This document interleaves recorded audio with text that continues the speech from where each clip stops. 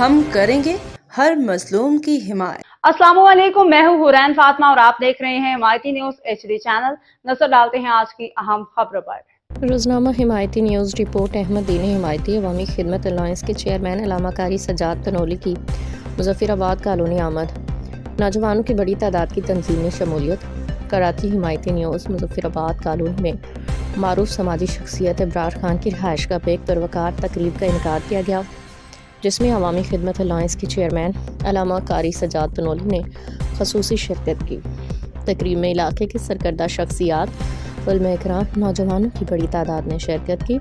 اس موقع پہ درجنوں نوجوانوں نے عوامی خدمت الائنس میں شمولیت کا اعلان کرتے ہوئے تنظیم کے مشن کے ساتھ وفاداری اور عوامی خدمت کے جذبے کا اظہار کیا۔ تقریب سے خطاب کرتے ہوئے علامہ قاری سجاد تنولی نے کہا کہ موجودہ ملکی حالات میں ہر شہری پہ یہ ذمہ داری عائد ہوتی ہے کہ وہ ملک اور اداروں کے خلاف کسی بھی منفی یا جھوٹے بیانیے سے دور رہیں۔ انہوں نے کہا کہ قوم کو متحد رہ کے ملک دشمن عناصر کے پروپیگنڈے کو ناکام بنانا ہوگا۔ آخر میں علامہ قاری سجاد تنولی نے نوجوانوں پہ زور دیا کہ وہ اتحاد، محبت اور حب الوطنی کے جذبے کے ساتھ ملک کی ترقی اور استحکام میں اپنا بھرپور کردار ادا کریں۔ علاقہ مکینوں اور نوجوانوں نے علامہ قاری سجاد تنولی کے پیغام کو سراہتے ہوئے عوامی خدمت الائنس کے ساتھ تعاون جاری رکھنے کے عزم کا اعادہ کیا۔ ہم اس ملک کے واسی ہیں، یہ ملک ہمارے ایمان کا حصہ ہے، اس طرح دیگر ایمان کے حصے ہیں۔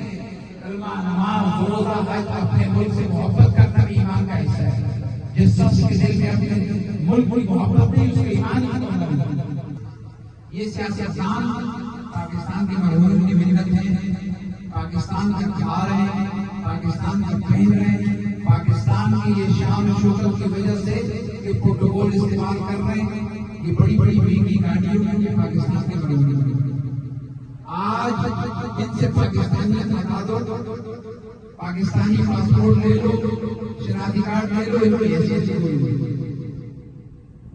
اس لیے میرے دوستو، میں کسی مسلک کے لیے آپ کے پاس نہیں آیا ہوں، نہ میں کسی مذہب کے لیے آپ کے پاس آیا ہوں، نہ کسی سیاسی پارٹی کے لیے آیا ہوں۔